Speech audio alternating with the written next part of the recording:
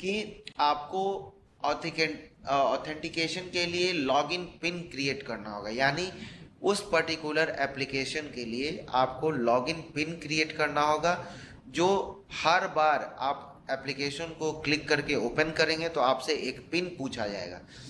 वो पिन आप सेट करेंगे तब जा कर के आपका फर्स्ट जो ऑथेंटिकेशन प्रोसेस है वो कंप्लीट होगा।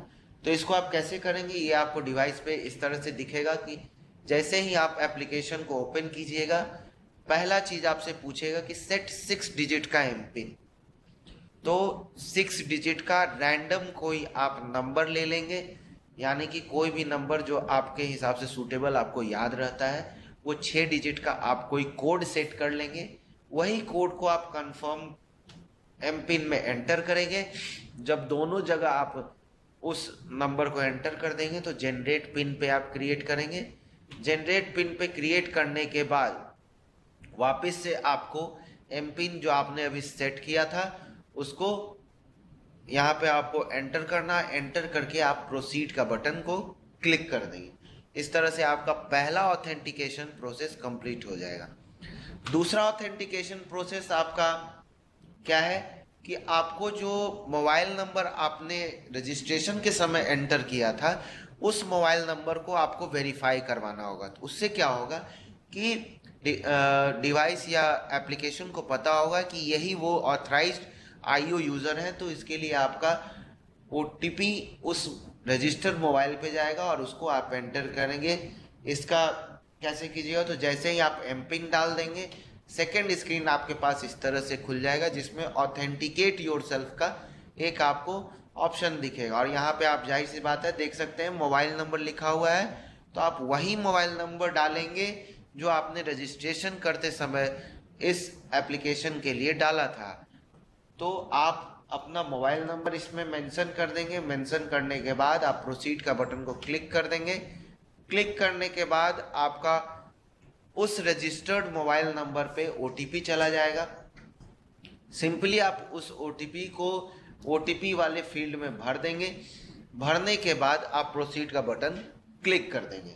क्लिक करने के बाद आपका दूसरा जो ऑथेंटिकेशन प्रोसेस है वो कंप्लीट हो जाएगा। अब आते हैं हम लोग तीसरा आखिरी जो इसका ऑथेंटिकेशन प्रोसेस है उस पे।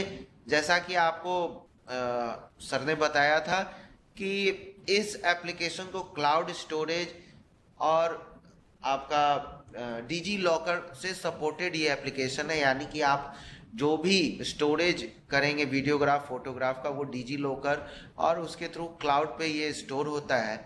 तो इसके लिए आपको मेरी पहचान पे आपको रजिस्टर्ड होना जरूरी होता है। तो यानी कि यहाँ पे आप सिंपल पढ़ सकते हैं कि after entering the login pin and mobile in the mobile app, it is necessary that user should be registered with NSSO, यानी कि मेरी पहचान। आप मेरी पहचान से आपको रजिस्ट्रेशन करवाना अनिवार्य है। यूजर विल रिडायरेक्ट टू मेरी पहचान and log in with mobile number with OTP. जैसे ही आपने मोबाइल ओटीपी का वेरिफिकेशन कंप्लीट कर देंगे तो स्वतः आपका जो ये एप्लीकेशन है आपको मेरी पहचान के डैशबोर्ड पे लेके चला जाएगा।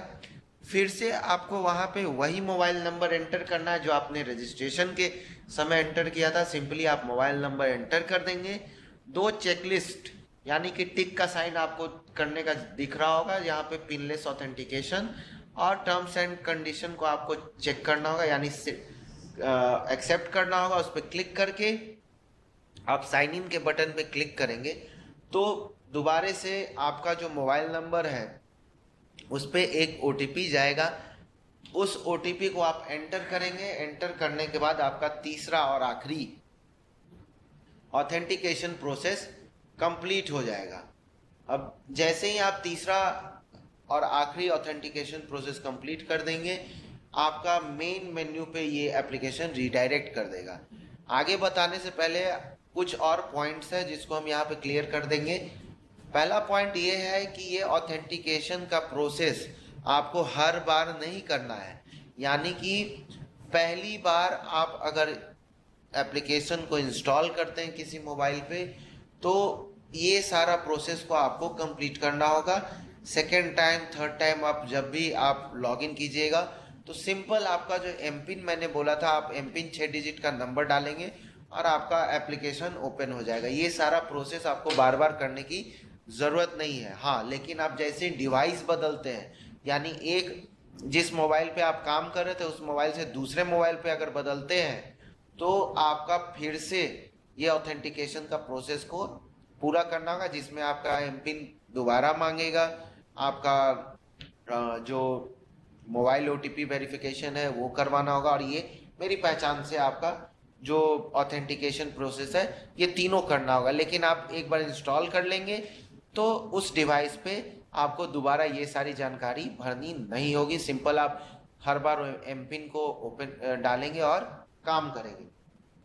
दूसरा, आपको ये जानकारी देना बहुत ज़रूरी है कि ये एप्लीकेशन ऑफलाइन मोड में भी काम करता है, यानी कि आप इस एप्लीकेशन को ऑफलाइन मोड में भी यूज़ कर सकते हैं।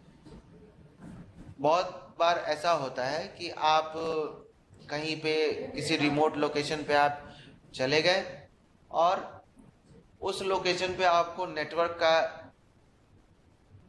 नेटवर्क आपको नहीं मिल रहा है, ठीक है, या मोबाइल नेटवर्क किसी तरह का सेलफोन टावर आपको नहीं मिल रहा है। तो उस केस में बहुत लोग का कंफ्यूजन था कि उस केस में हम ये साक्ष्य का रिकॉर्डिंग कैसे करेंगे। तो बिल्कुल क्लियरली इसको मेंशन करना चाहेंगे हम आपके पास कि ये एप्लीकेशन ऑफलाइन मोड में सारा रिकॉर्डिंग्स और सारे प्रोसेस को आप इसमें संचय कर सकते हैं, स्टोर कर सकते हैं। लेकिन जैसे ही आप ये सारे प्रोसेस को कंप्लीट कर लेंगे, आपको किसी एक मोबाइल नेटवर्क पे के एरिया में जाना होगा, या अपने थाने में वापस आप जाते हैं तो वहाँ आपका वाईफाई जो है उससे कनेक्ट करके आपको सभी डेटा को सिंक करना होगा। ये सारा प्रोसेस जो है वो हम आपको एक एक करके आगे दिखाएंगे, बताएंगे भी और दिखाएंगे भी। तो आगे बढ़ते हैं हम लोग यहाँ से।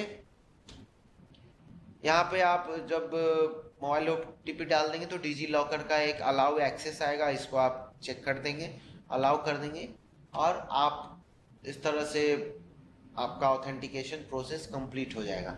जैसा कि सर ने